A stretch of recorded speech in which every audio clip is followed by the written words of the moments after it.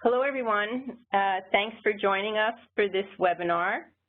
We are here joining you from Washington, D.C. and from Chicago to speak about a report that was released today by MPI entitled Lessons from the Local Level, DACA's Implementation and Impact on Education and Training Success. My name is Margie McHugh. I'm the director of MPI's National Center on Immigrant Integration Policy. And today you'll be hearing from me, Sarah Hooker, who's an MPI policy analyst, and Angelo Mathey, an associate policy analyst here at MPI and working with the center. And also we are delighted that we also have Luis Narvaez joining us. He's leading some very exciting and tailored efforts within the Chicago Public Schools Office of College and Career Success to support the education and career trajectories of DACA youth. So we thank him in spite of all of the deep freeze out there for making it here with us today. So before we get going, I'm just going to review a few housekeeping details. First of all, you can see up on your screen where the report is available online. We also will be putting up slides and audio later today on the general MPI webpage, the events section. If you have any trouble accessing the webinar, we're monitoring very closely our events email, so please write there or give a call to the number that you see on the screen. Also, if you have any problems hearing via the web, please just dial in if you can using the call-in information that was sent to you. And then also you'll see that you have a Q&A chat function on the right of the screen that you can use throughout the webinar to write in any questions to us. And actually it would be helpful to get your questions sort of in real time as you're thinking of them so that we can be a little more prepared during the Q&A portion for them. Also, again, whether for questions or for other issues in terms of connecting to the webinar, just use that events@migrationpolicy.org to get in touch with us. So I'm just gonna do a basic little bit of setup for the other presentations. You'll see there, I'm just going to say a bit about what we do here at the center, give a bit of an overview for the report's framing, sort of why we did it, how we did it, and then also talk about how we organize our thinking at this sort of intersection of the both education systems and the immigration field that are relevant for the DACA population. So I think, having looked at the list of all of you who have joined us for the session, I think a lot of you are pretty familiar with our work, so I won't say much. But here at the center, we have a really deep interest in the success, basically, of immigrants and their children. Because of that, we have a number of different projects and quite a bit of work that we're doing on education pipeline issues, stretching from the early childhood arena through K-16 up into adult education, workforce training, and more generally college and career trajectories for first and second generation immigrants. Some of you I saw from the sign up also know us through the work we've been doing on language access issues and work seeking a White House office on immigrant integration policy, some sort of better system of governance and brain circuitry, we call it at the federal level, that would connect immigration policy with integration policy, with the local impacts of immigration, and trying to have a more coherent and cohesive approach to the two sides of the immigration coin. So just to say a little bit by way of introduction to the report, we, because of the focus we have in our work more generally, are really interested in the fact that DACA sits at the intersection of the immigration and education and training fields. It obviously, I think for many of us, the first way we think about that is the fact that DACA requires a high school diploma or equivalent in order to be eligible for the program or enrollment in an adult education and training program. So there's a large share, as we've been pointing out for a number of years now, of individuals who meet all the requirements for the program, but they're older and they don't have a high school diploma or equivalent. It's roughly around 20% of those who were originally in the group of all potential applicants. So it's a fairly sizable share, and that share, has even moved around a bit now with the announcement of the expansion of DACA. So adult education and training systems vary greatly across the country in terms of their capacity, how they're organized, the quality, the connections across them up into post-secondary education.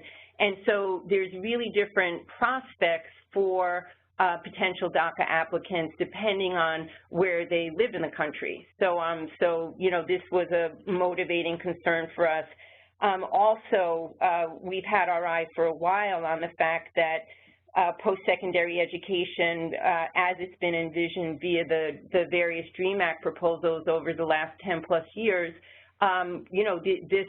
both post-secondary ed could be a requirement, and a high school diploma could be another prerequisite for even being on a path to permanent residence under future proposals. So, the idea that we need to understand how those systems are working and how DACA Dream youth are connecting to them has been a point of concern for us.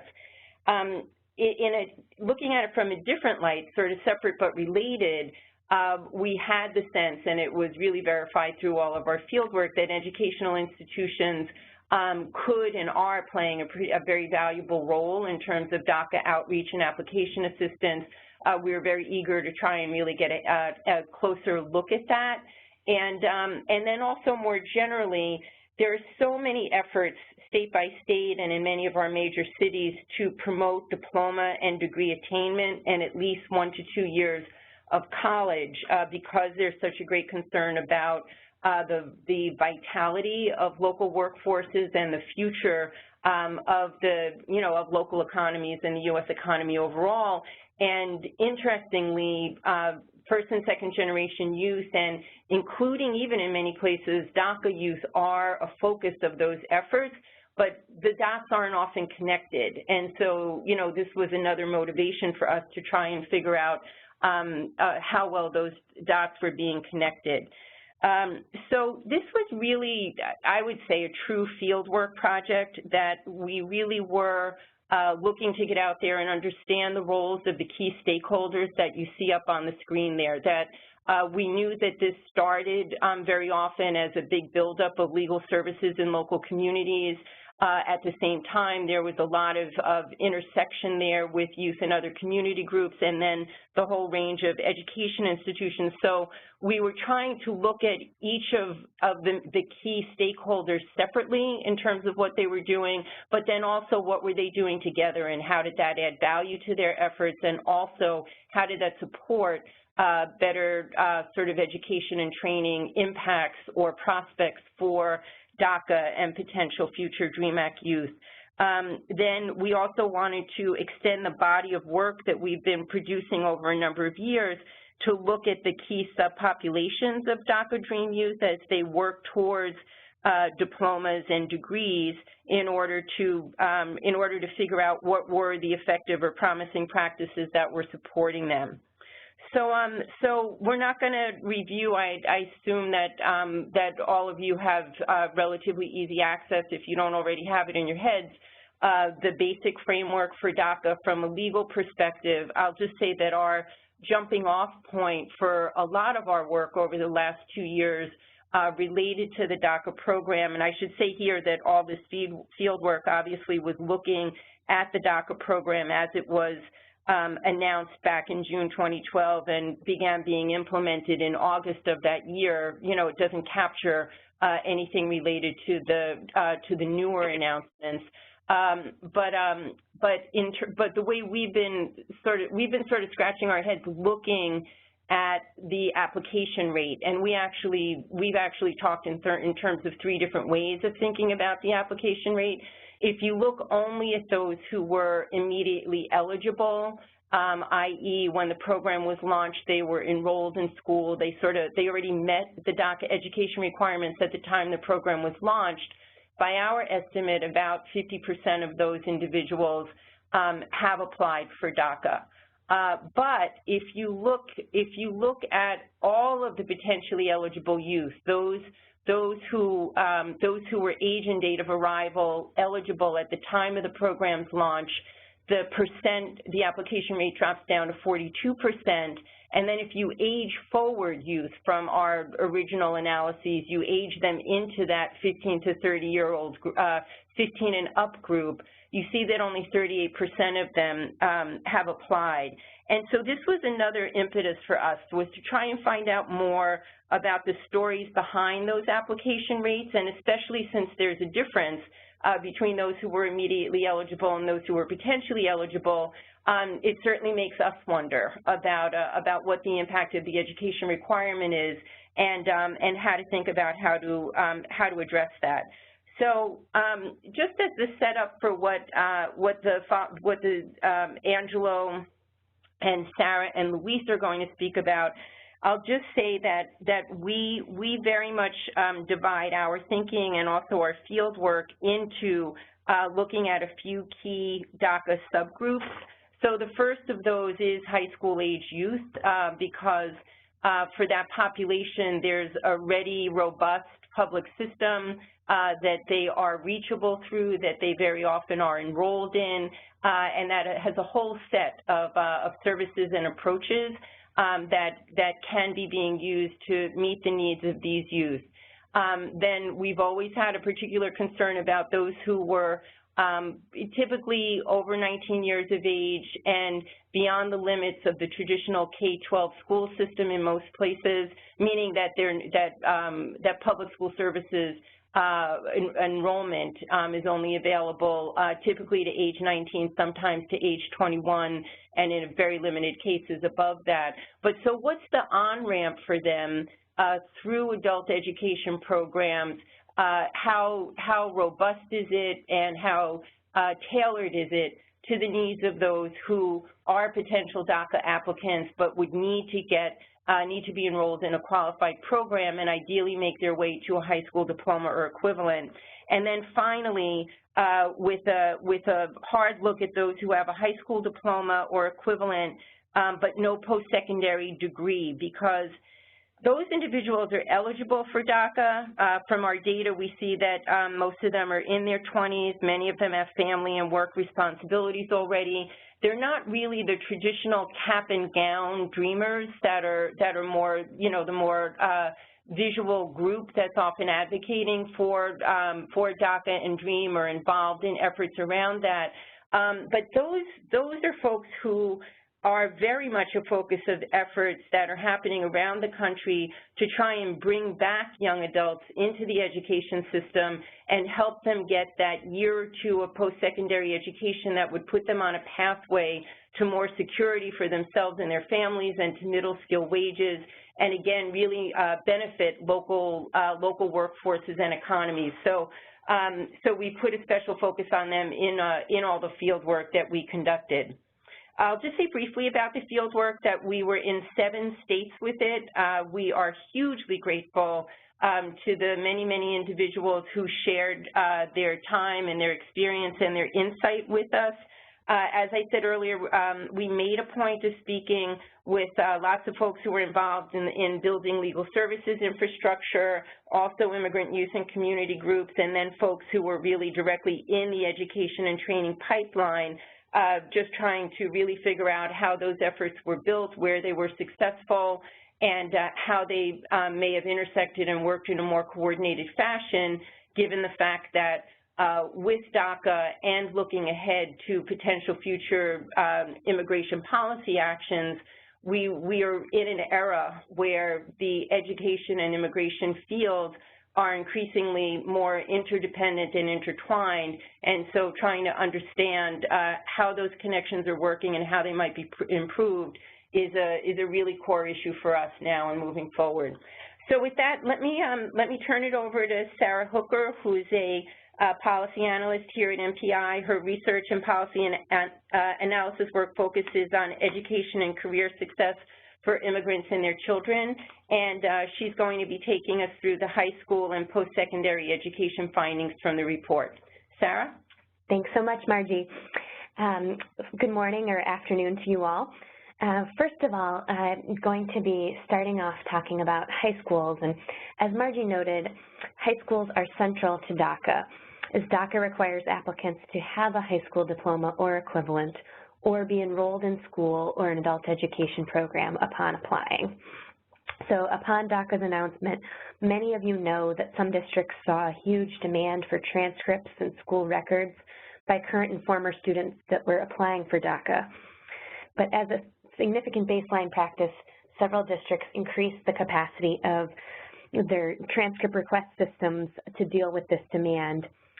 But DACA also had the potential to motivate recent dropouts to return to school in order to qualify. And we were interested in looking at this in our fieldwork. And in fact, several interviewees noted that they have seen an increase in dropout re-enrollment that they attribute to DACA. Still, immigrant students who are interested in coming back to school need an appropriate program to enroll in. They often have significant gaps in their education and may be English learners. And we've heard that these students are sometimes discouraged from returning to high school because they're so much older than other students at their grade level. They can be prime candidates for dropout recovery and prevention programs that are designed for overage or undercredited students, so long as these programs have ESL instruction and other wraparound support that they need. As a few examples, we'll point to Liberty High School in Houston, Texas, which serves older immigrant students and has a flexible program schedule with day and night classes to accommodate working students. Another interesting thing to note about Texas is that a unique state law allows high school students to remain enrolled up to age 26, providing a longer period of time to meet their needs. Similarly, in New York City, the Pathways to Graduation program serves youth with interrupted education who are working towards a high school equivalency diploma. In fact, 1/3 of their students are English language learners, and some sites provide instruction in Spanish for those who are interested in earning a Spanish language high school equivalency diploma. For all DACA youth, guidance counselors stand to play a critical role, since questions and concerns about students' immigration status often come up as they're trying to figure out how to apply for college, financial aid, or get a job. But this requires counselors and other educators to be up to date on complex state policies regarding college access for this population. So among our study sites, Chicago undertook the most comprehensive efforts to train its regular high school counselors, not just a few specialized staff, on DACA and college access for immigrant students. And we're going to have the opportunity to hear about this in detail from Luis Narvaez in just a moment. Nonprofit organizations also play an important role in building educators' capacity. For instance, in the San Francisco Bay Area, Educators for Fair Consideration is well known for its conferences and publications for teachers who want to learn to better support their immigrant students. In terms of the DACA application process itself, schools often serve as trusted sources of information on what DACA is and how to access help. As we heard, some educators have helped their students and families learn about clinics and legal service providers, and sometimes schools even host application clinics on their campuses in partnership with legal service organizations. Still, we saw few examples of district-wide DACA outreach efforts. More commonly, partnerships and outreach varied school to school. One reason that we heard for this is that schools and districts can be reluctant to take on politically sensitive issues or concerned with the legal restrictions on asking students to expose their immigration status. We found that partnerships convened by trusted intermediaries, including foundations and government agencies and consulates, can help alleviate these concerns. And my colleague Angela will discuss these partnerships in more detail later in the presentation. We also saw a stronger role for potential involvement of USCIS and the U.S. Department of Education in supporting school districts in clarifying how they can provide information about immigration relief without running afoul of their legal obligations. At the post-secondary level, as Margie noted, a 2-year or 4-year degree is the critical next step for DACA youth in terms of both their career advancement and preparation for the requirements of a potential DREAM Act in the future. We found that post-secondary opportunities for DACA youth, however, are still largely dependent on their state of residence. We heard over and over again about the overarching challenge of college affordability for unauthorized immigrant youth and DACA recipients. This group is ineligible for financial aid, federal financial aid everywhere. Over 20 states have some type of in-state tuition law or policy for a certain unauthorized immigrant students who went to high school in that state. But we noticed that these policies are not created equal. For instance, the Florida legislation, which was just passed in 2014, excludes GED holders and students who did not apply to college within 2 years of graduating from high school, though many DACA youth are non-traditional students who attend college at older ages. Our report includes a table comparing the laws and policies across the 7 states in our study for more reference on that. We also examine the importance of private scholarships that serve students without a Social Security number, including some new scholarships that have been created specifically for DACA youth, such as the DREAM.US program. Finally, among our study states, Georgia is unique in that DACA recipients cannot receive in-state tuition and are barred from attending the state's 5 most academically selective public universities. In response to this enrollment ban, the program Freedom University provides unofficial college-level courses taught by volunteer faculty for unauthorized immigrant students and DACA recipients and aims to help them earn competitive scholarships to private colleges. DACA youth also, beyond affordability, need social support and assistance navigating college and establishing a sense of belonging on campus, as many of you know very well. Some colleges have created DREAM resource centers and host workshops on DACA, in-state tuition and scholarships. Most notably, in the University of California system, President Napolitano dedicated $5 million in discretionary funds in 2013 to provide student services, trained advisors, and scholarships for unauthorized students. Other colleges may not be able to build new programs at this point, but can adapt existing campus support services and train their staff to better address the unique needs of DACA youth. And finally, many immigrant college students have gaps in their academic language skills and get stuck in remediation at the college level, which can be a costly and long process. One example of a program that aims to address this issue is the CUNY Language Immersion Program, or CLIP, at the City University of New York, which provides intensive ESL for college students at a lower cost than the regular tuition rate, which can be especially beneficial for DACA youth. There's many more examples of all of these types of programs in our report, but now I'm going to turn the mic back over to Margie to introduce our guest speaker from Chicago. Thank you, Sarah. So it's now a great pleasure for us to give the floor to Luis Narvaez, who's a college access for special population specialist in the Chicago Public Schools. And you all can see his bio up there on the screen. One thing that I'd like to add to that informally is that we had the opportunity to run a symposium before the National Immigrant Integration Conference in Los Angeles back in December. And I just have to say he is such a treat to see in person. He is an incredibly energetic and inspiring speaker, and I can only imagine the great good he does with students in the Chicago Public Schools with how motivating he is. But I hope, Luis, that folks will get to see more of you around the country given all the great work that you're doing. So thanks very much for joining us here. Thank you for having me, and good morning or good afternoon, everyone. I would really like to emphasize that this is a collaboration amongst many individuals across the country. I'm glad to be part of it, and I would like to thank the NPI for allowing me to be here today. despite the weather that we're having here in Chicago. We actually went ahead and closed down our schools for the day because it's just way too cold for our children.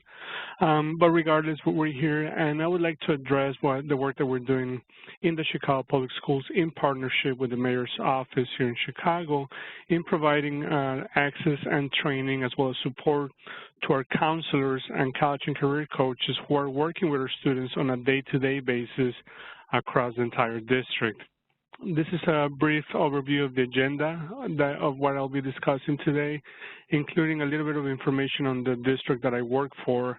I also want to inform everyone about the DREAM Act that was passed here in the state of Illinois in 2011, and we're going to be discussing as well the training that we're doing in our district where our counselors provide all of you with some resources, and then I'll wrap up by providing you with my contact information. We are a large district. In fact, we are the third largest school district in the nation with over 400,000 students. One of the things that I would like to highlight in this graphic is the number of English language learners, or ELLs, which stands at 16.3%. So when realizing the demographics of our district and the population that we're working with, it's very important to realize as well that some of those students will fall in that category. You can also see here the percentage of students who are receiving free or reduced lunch at 85%. So that gives you a brief idea of the population that we're working with, K through 12. Here in Illinois, a few things have occurred that have provided some positive highlight in the work that we do with immigrant students, and that dates back as far as 2003 with the passage of HB 60, also known as the Sebato Bill, which provided in-state tuition to residents of the state of Illinois. Illinois was one of the first states in the nation to provide such a bill to ensure that students will pay the same tuition rate as anyone else graduating from our state high schools. And just 2 years ago, in 2013, SB 957 was passed, providing temporary visitors' driver's licenses to undocumented immigrants here in the state of Illinois so that they could go ahead and drive to and from work, to and from school, or to the hospital, or any other place that they need to go to without fear of being pulled over by the police and being deported. So that's some type of protection that we are able to provide to our undocumented immigrants here in the state. In terms of the 2011 Illinois DREAM Act, Governor Pat Quinn signed that into law at Benito Juarez Community Academy High School in Chicago's Pilsen neighborhood, which is a neighborhood made up primarily of working-class immigrant families, so it was very symbolic for that passage to be signed right there. One of the requirements of the Illinois DREAM Act was to create an Illinois Dream Fund Commission made up with 9 unpaid members appointed by Governor Quinn, which established the Illinois Dream Fund Commission. So although our students are not able to obtain state aid financial assistance, through this private scholarship fund, students are able to apply for scholarship money to attend either a 2-year or 4-year institution. It also allowed our immigrant families to participate in the state's prepaid tuition payment plan and college savings plan, and this is primarily the focus that I have with my elementary school parents and teachers and counselors to create a college-going culture among our immigrant families by having them participate in this prepaid college tuition plan so that their children can realize mom and dad are saving for my college education. I cannot let them down. It's something I have to do. And as you all know, at the federal level, the DREAM Act was first proposed in 2011, but up to this point we haven't had that passed. So that's why we decided here in Illinois to just take action on our own, despite some of the limitations that it comes with. The last and most important thing about the Illinois DREAM Act that I would like to highlight is that it states that school service personnel seeking certification must address the needs of serving students who are the children of immigrants, and if the certificate holder is employed as a counselor, provide opportunities for higher education for students who are undocumented immigrants. That is written into the law that Governor Pat Quinn signed. So in partnership with the Mayor's Office, our district became the first school district in the state of Illinois to create a training module for all of our counselors to understand the needs of undocumented youth and offer better services to them. It is important to highlight that this training is for all of our counselors despite the demographics of the schools that they're serving, because one of the things that we stress out to them is we do not want them to assume that they don't have anyone of immigrant or undocumented background. We want them all to be able to be ready to provide service to all students regardless of that assumption. So I'm going to talk briefly about the work that we're doing in Chicago Public Schools around the DREAM Act. We're creating a training module with the following organizations that you can see here on the screen to both develop and implement the Illinois DREAM Act training. It's a comprehensive approach that requires a lot of different folks to be at the table, and we're very lucky also to have the support of the Mayor's Office of New Americans here in the city of Chicago that provided both the space as well as facilitated some of the initial discussion around how the modules were going to be how they were going to take a look at. We also had the assistance of the Immigrant Youth and Justice League, and I would like to highlight that group because they were able to provide students for us so that we could get the student perspective into this training and make sure that we address the needs that they saw were needed when they were back in school. We are developing this training with the following modules in mind, and this is something that I would like for all participants to be able to bring back to the school districts and share with the administration. We address the mental health component of our students, which is something that oftentimes prior to the development of this training, I saw a lot of sessions did not have. Someone a professional who works in the field of mental health, addressing the particular needs of students as they come to find out their undocumented status, as they come to find out of their parents or other relatives' undocumented status and the implications that has on their mental health. We also explored the college application process, how to navigate that in terms of the college admissions at a 2-year or community college, as well as a 4-year public institution and a 4-year private institution, both in-state as well as out-of-state, and the implications that has for the applicant. We also talk about advocacy and resources. One of the things that we have developed here in the Chicago Public Schools is Dream Clubs. And these are student-based organizations in all of our high schools that have students who are both undocumented, but also have students who are allies of these undocumented students that come together to talk about events that they can do, actions that they can take in order to advocate for themselves. We do invite the City Colleges of Chicago to the table as well to talk about the advantages of starting off at a community college.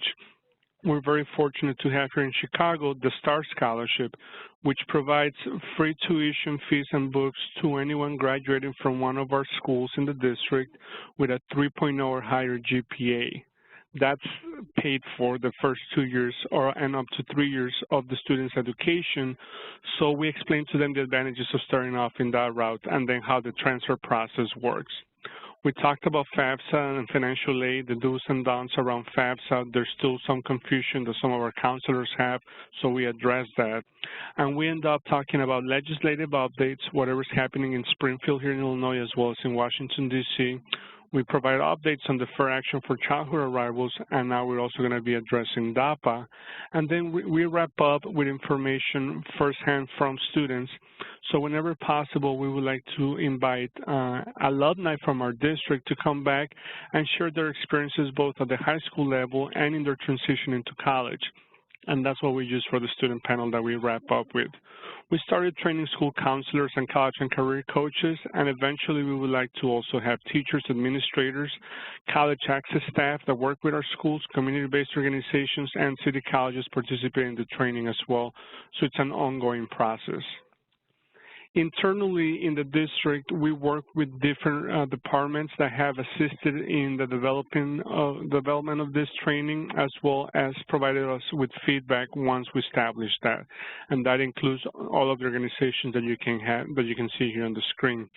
Externally as well, we realize that the work that we do has to have feedback and support from our partners, which include community-based organizations from throughout Chicago, the Mayor's Office, the Governor's Office, the Dream Fund Commission that was appointed by the Governor's Office, as well as our partners at the City College and State University level. They have all been invited to participate in the training They sit through the training, and at the end of it, we collect feedback from them as to what worked and what didn't work to make it better for future events. We also hold community forums with our parents.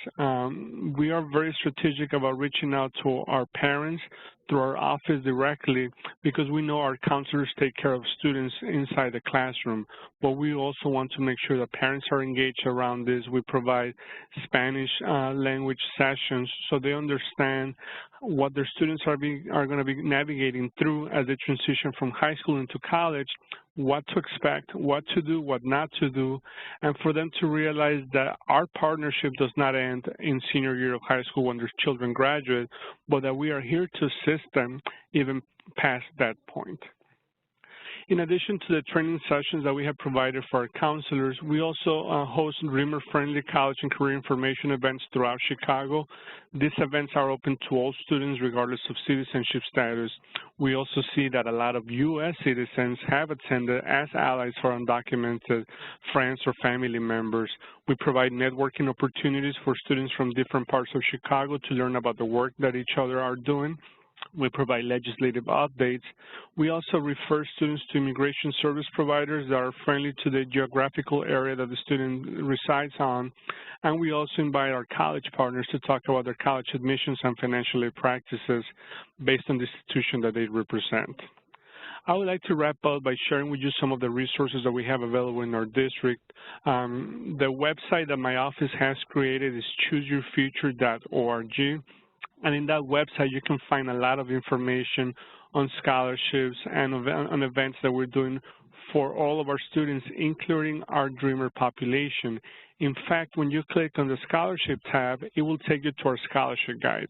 And what I have done with the scholarship guide is on page number 6 of the guide, we have listed all of the scholarship opportunities that we know are available for our Dreamers. So rather than combining these scholarships with the rest of them, we single this out so the students don't have to go through each and every single scholarship that is listed on the guide, but rather can find on page number 6 those that are open to students regardless of citizenship status. So we have done a lot of the homework for our students already, and what we expect them to do is to stick to the deadline that is provided there so they can apply for the scholarship opportunities. And these are scholarships that we know our students in Chicago have received, and we have established a relationship with the scholarship providers to ensure that these scholarships continue to be offered to our students. We also created internally in our district our own Dream Fund scholarship, and the nice thing about this scholarship fund is that employees of the Chicago Public Schools can do direct payroll deductions from their paycheck to contribute to the scholarship fund on a biweekly basis. Any outside donor who would like to contribute to the scholarship fund is also able to do so. And we're working in conjunction with the mayor's office to also have staff from the mayor's office contribute to the scholarship fund in order to be able to assist even a larger number of our students as they graduate and transition into college with paying for their college education.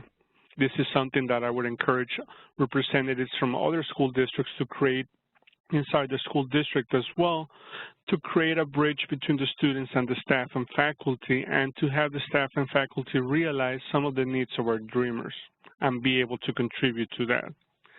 I would like to leave you with my contact information for any questions that you may have as you work with students and as you work primarily with the service providers of those students. If you would like to create something similar to what we're doing here, I would love to share some ideas that we have here, provide you with feedback once you establish that training process. And we understand this is a collaboration across the entire nation, and we're happy to provide the examples that we're doing here in Chicago, again, with the Chicago Public Schools in collaboration with the Mayor's Office here in Chicago. Thank you very much for inviting me today. Thanks so much, Luis.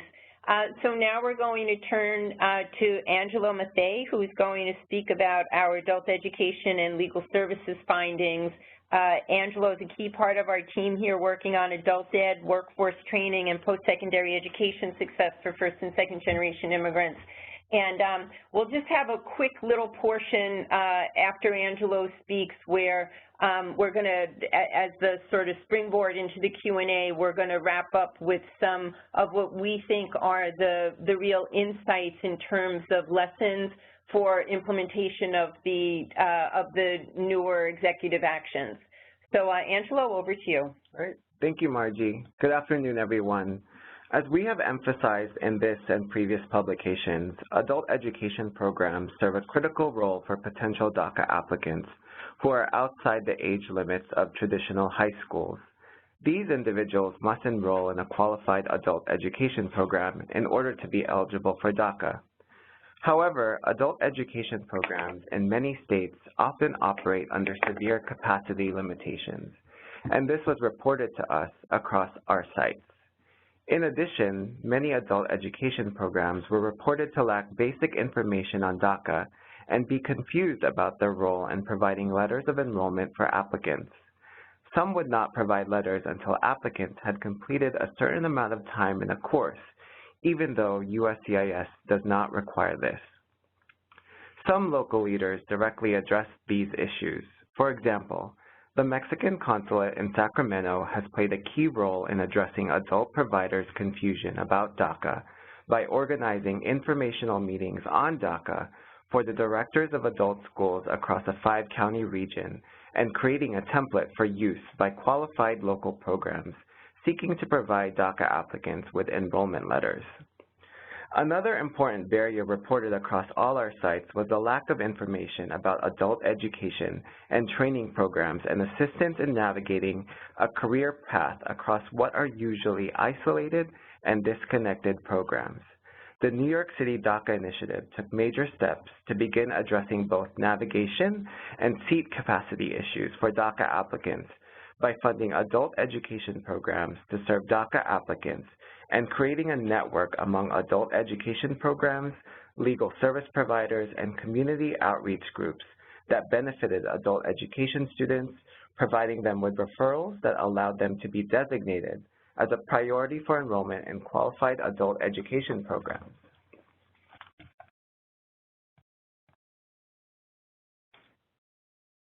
Because DACA youth have different needs and starting points, there is a need for adult education and training programs to offer services tailored to the needs of different student subgroups.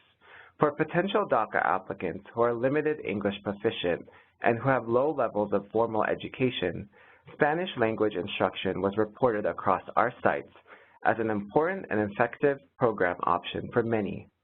For example, in New York City, as part of the broader DACA initiative, the Union Settlement Association offers high school equivalency content courses in both English and Spanish for DACA applicants, helping to prepare students to take the Spanish version of the high school equivalency exam.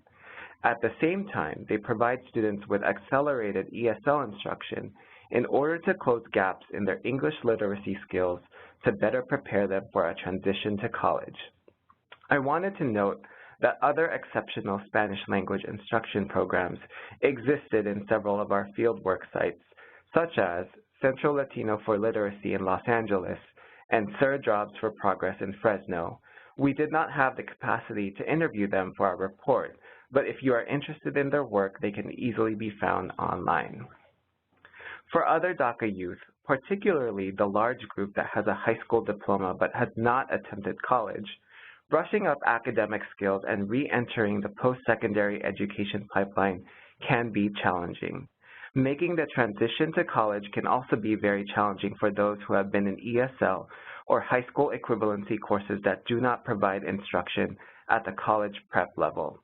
The most robust example we found of bridge programming to address these issues is that provided by the City Colleges of Chicago. Their programming, which is heavily advertised as open to and appropriate for DACA youth, is designed to allow students to enter and succeed in college-level coursework that counts toward a career certificate in a particular field, and this means that programs are reported to allow DACA youth to enroll in a program that meets DACA's education requirement while at the same time pursuing an industry-recognized certificate in a high-demand, middle or high-skilled field. In some parts of the country, others reported to us a need for work-oriented training programs that would address the needs and interests of older potential applicants who have significant gaps in their formal education. We found some experimentation with program designs for these individuals, which provide pathways from ESL to basic skills instructions and into WIOA-funded career training as an alternative to traditional adult education courses.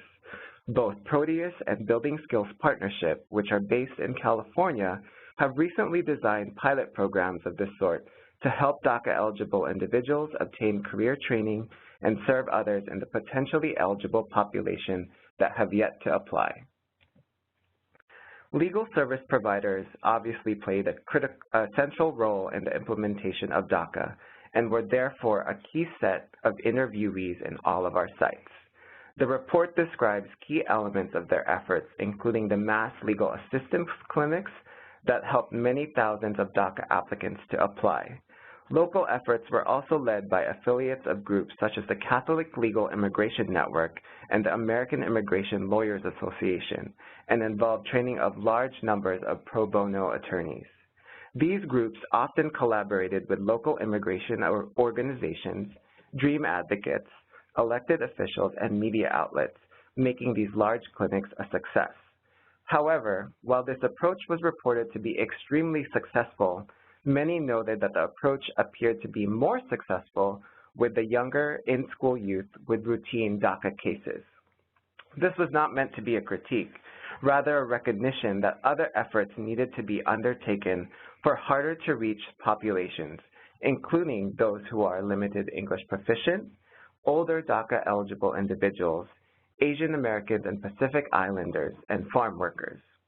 Legal services providers in all of our sites were also well aware of the large number of individuals eligible but for education in their region. Many of them were part of collaborative efforts seeking to reach and serve these individuals. However, in our fieldwork, many interviewees reported a lack of tailored resources or navigation assistance that would help legal service providers identify and refer DACA applicants to education programs that would match their needs and goals. Among the promising practices that we identified were several coordination efforts among multiple stakeholders, including legal services, immigrant serving organizations, educational institutions, faith-based organizations, consulates, private foundations, and local government agencies.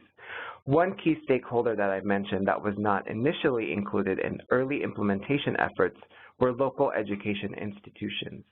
We found several examples where after service providers evaluated their outreach, public education, and application efforts, they expanded their efforts to work with education institutions. For example, in Los Angeles, the California Community Foundation has played an important convening and organizing role with leading local groups, providing support to various organizations and forming the DACA 100 task force. After evaluating its early efforts, the group began focusing on organizing school-based DACA clinics and information sessions, seeking to reach parents of elementary schools in particular. They conducted 11 successful clinics during 2014 and plan to continue expanding these efforts in 2015. Another large-scale and robust cross-sector coordination effort is New York City's DACA initiative, which I mentioned in a previous slide. The initiative, which involves dozens of legal local organizations, provides referrals to potential DACA applicants to support them in accessing free legal services and adult education classes. Within New York, another successful initiative at the intersection of education and immigration field is the New York Immigration Coalition's Key to the City initiative, which partners with several consulates in New York City and the New York City Department of Education, and organizes school-based events where immigrant parents can also apply for consular IDs, passports, and DACA while receiving other education-related information. This initiative was in place before DACA was announced and simply adapted its information and assistance efforts to assist potential DACA applicants. Great. Sarah, so do you want to speak a little bit about the new administrative relief? Absolutely, thanks. Great. So what has changed since we completed our fieldwork for this report? So as many of you are very aware, the President's announcement of broader administrative relief on November 20th, 2014 brought forward new executive actions that have a really significant impact on this population. Just to quickly review, the main elements of these executive actions were an expansion of DACA. The program's age ceiling was removed, which originally applicants had to be under age 31 as of June 2012, but that ceiling was removed, and the new expansion changed the required date of entry and continuous U.S. presence from 2007 to 2010. But also very significantly, this new announcement created the Deferred Action for Parental Accountability, or DAPA, program for parents of U.S. citizen or legal permanent resident children who've been in the U.S. for 5 years or more. And the application period for that program has not yet begun, but will begin in the spring. This program does not include an education requirement. And there's some overlap between the DACA and DAPA populations, those who came to the U.S. as children, but now have their own U.S.-born children. And those with lower levels of education will be able to choose the DAPA route potentially, since it does not require a high school diploma. But, so what lessons for administrative relief can we glean from DACA's first phase? First, I want to stress that education institutions have an important role to play in both programs. They're ideal hubs of outreach for both DACA and DAPA. Since DAPA, the Deferred Action for Parental Accountability, is a program for parents, and schools have contact with a larger number of immigrant parents than any other type of institution. As we discussed throughout the presentation, schools and districts would benefit from guidance from government agencies, including USCIS and Department of Education, on how they can play a role. And trusted intermediary organizations are also critical in helping them to do so. Now that DACA's age cap has been removed, there's also a larger, older DACA eligible population, some of whom do not meet the education requirements. If they do not have children and are not eligible for DAPA, they still need DACA as their only option for relief. This group will continue to need adult education programs, so states and local areas will still need to resolve capacity issues and provide navigation assistance to help them find a qualifying program. And finally, as we've noted, advancing the educational attainment of DACA grantees is still significant for those progressing towards a post-secondary degree to prepare for potential dreamlike legislation, and colleges have their work cut out for them in this area too. Finally, we heard repeatedly that a barrier to reaching older and lower educated members of the DACA population was that this group does not identify with the image of the cap-and-gown dreamer, and many people thought they were not eligible. The immigration advocacy community can work with media to develop a messaging strategy that resonates with a broader DACA population. And now turning to Angelo.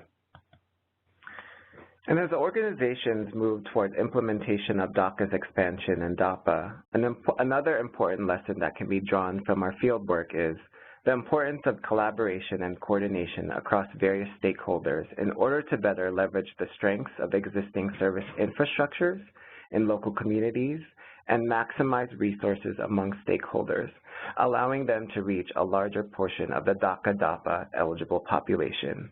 Our fieldwork demonstrated that such efforts were also able to identify capacity constraints and find solutions to issues that can impede the participation of certain subgroups, as well as identify harder-to-reach groups and tailor strategies for them. Great. So now we're going to move to some of the questions that you all have been sending in. Luis, I'm going to tell you your two questions, but let Sarah answer another one that's come in first, just so you have a chance to think about your response. So, Sarah, one of the questions was, did DACA spur more dreamers to get their high school diplomas or GEDs? And I know we did hear a good bit about that in our field work. And then, Luis, the questions for you were, what percentage of students in the district, do you know what percentage of students in the district are eligible for DACA? And then also, can you say a little bit more about the DREAM Fund, particularly the in-district one, a little bit about how long it's been in operation, how much money has been raised, you know, what's been the response from the city workers who are able to contribute to it. So, Sarah, do you want to take that one on the what do we know about increases in coming back? Sure. So we did hear from multiple sites that schools, and sometimes at the school level, sometimes at the district level, had seen an increase in the re-enrollment of former dropouts who fit the profile of DACA-eligible youth. But they do not track data specifically on that population. Schools are prohibited from asking their students about their immigration status under Plyler v. Doe. So it does complicate efforts to really systematically track the numbers returning to school and getting their GED or high school diploma. That said, that's therefore the relevance of qualitative research like ours to try to look at what has been the experiences of schools and districts.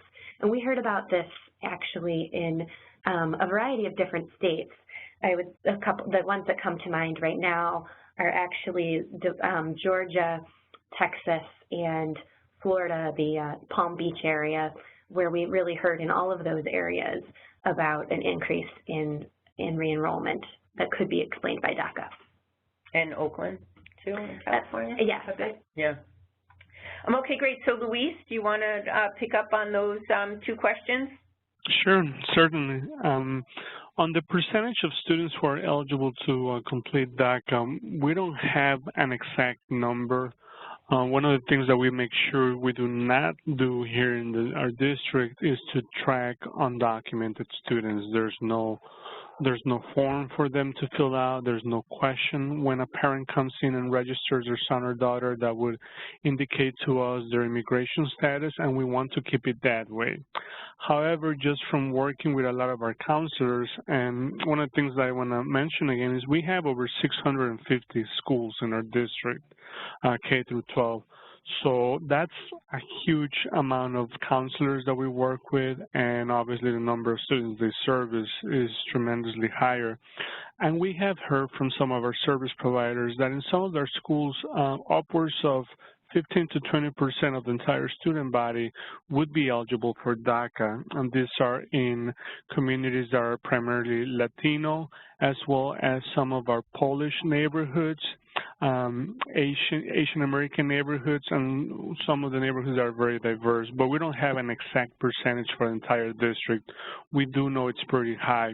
One of the things that we do monitor is FAFSA completion, and from analyzing FAFSA completion, we come to notice that about 75 to 80% of our seniors complete FAFSA. We understand that out of that 25 to 20% that does not complete it, some of them are eligible and just decide not to complete it at all, right? But we also understand that some students are just not eligible to complete it. So unfortunately, I don't have a straight answer for that one.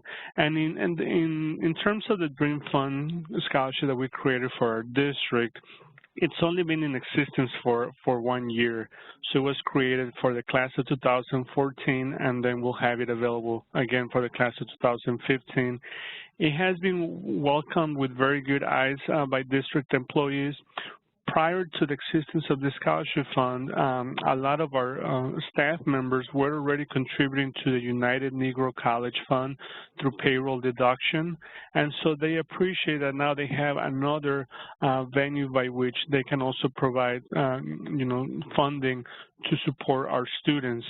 Last year, we were able to help out only 4 graduating Dreamers, so it's not enough. The need is out there for more students to receive assistance, but it's something that we're just in the baby steps of, and as we create more awareness, both within the district, but also outside of it, we know we'll be able to get more funding available for our students.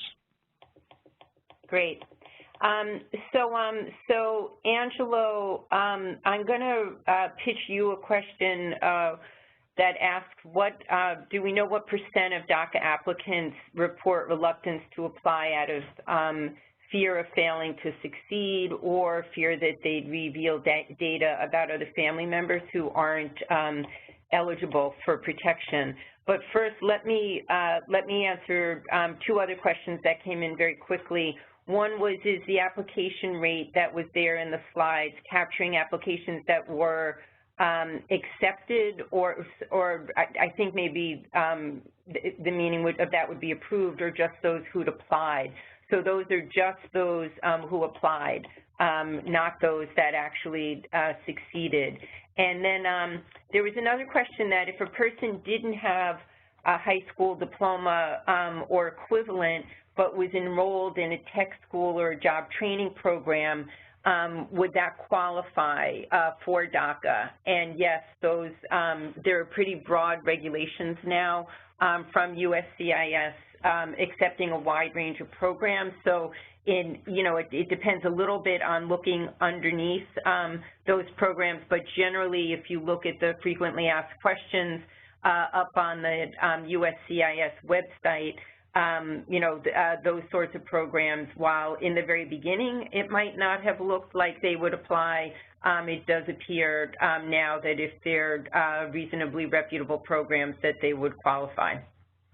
So Angelo, the question about what do we know about the other reasons that folks might not be applying, fear and fear of not succeeding or fear of revealing other family members. So we actually don't have that percentage, but we did hear about a study conducted by Professor Tom Wong, who's housed at the University of California, San Diego, in conjunction with United We Dream, that discussed that very issue and may have numbers related to that. So then maybe I'll invite Angelo and Sarah to jump in with me on this, but we had an interesting sort of, folks, we won't go over more than a minute or two, I should say.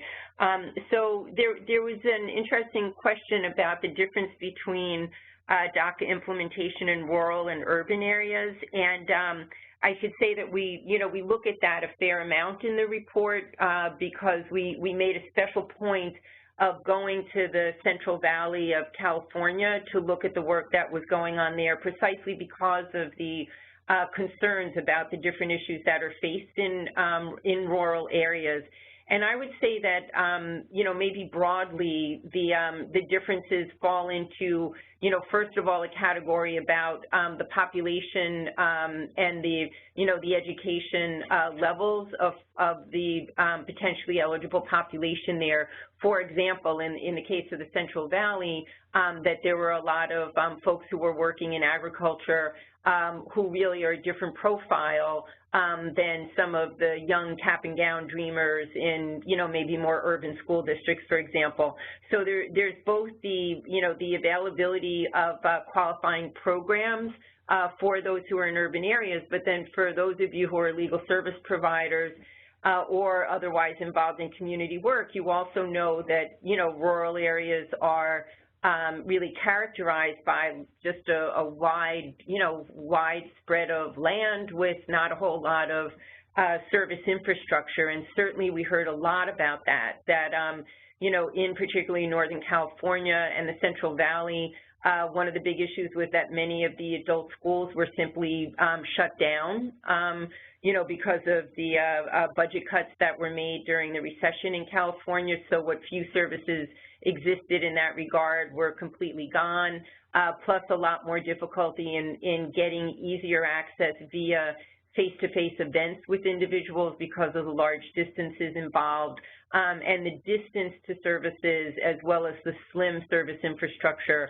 I would say, were a few of the, the very key things that we heard. Angela or Sarah, do you want to add anything to that?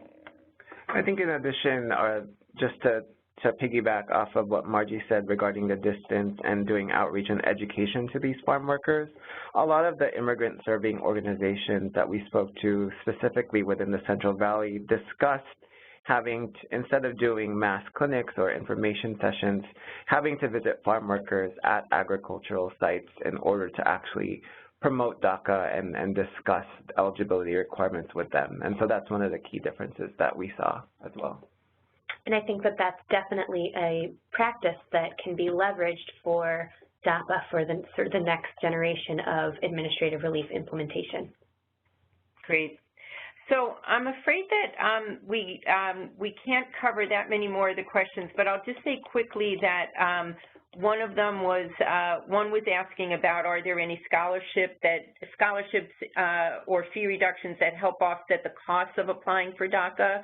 And I would say that we did see quite a few initiatives that were trying to do this locally. And so for the person who wrote about that, if you're interested in that for a particular area, you know, we might be able to help you find that. And then there was another question about, is there some sort of a place to go for information, sort of like a website, I guess, that would aggregate all of these different, the educational opportunities that are available, or education programming. And, you know, that really is, well, first of all, the answer is no, but it's not as if there's nothing. You know, I think you have to get closer to the ground in a lot of places to see what might be available.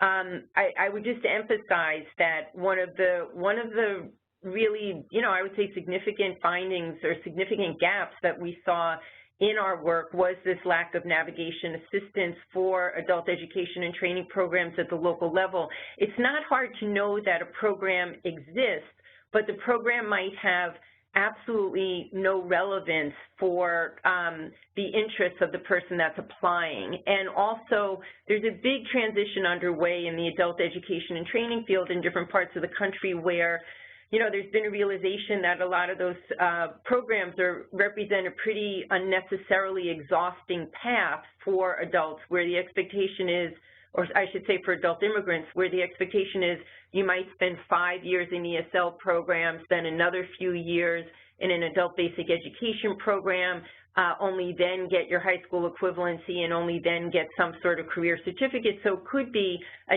10-plus year pathway. And so that's, you know, that's the thing that a lot of folks are trying to change locally, to really integrate education and training and make more visible the programs that are doing that and the pathways up into community colleges from them. So, so I think the lack of navigation support for understanding that at the local level is one of the key things that legal service providers and community leaders are coming up against in terms of the implementation of DACA, that, you know, this is one of the real points of, you know, the real rough edge, I think, between this, you know, this area of the education arena and the immigration policy arena. Anyway, sorry for those of you whose questions we didn't get to. We'll do our best to answer them online. And then many of you were asking also, or several of you were asking more about data that's more specific down to the local level. MPI is in process with rolling out, compiling and rolling out some new numbers at the state and county level for the DACA and DAPA eligible populations. So we'll make sure that all of you who signed up for this webinar will be on the list for that when it is released. But so with that, let me say just a huge thank you to all of you in the field who are doing this work and who are interested in you know, our attempts to try and make it more visible across the country. And then to Luis for joining us, and again to all the folks who allowed us to take their time to interview them and put this report together. So many thanks, and we look forward to staying in touch. Bye-bye.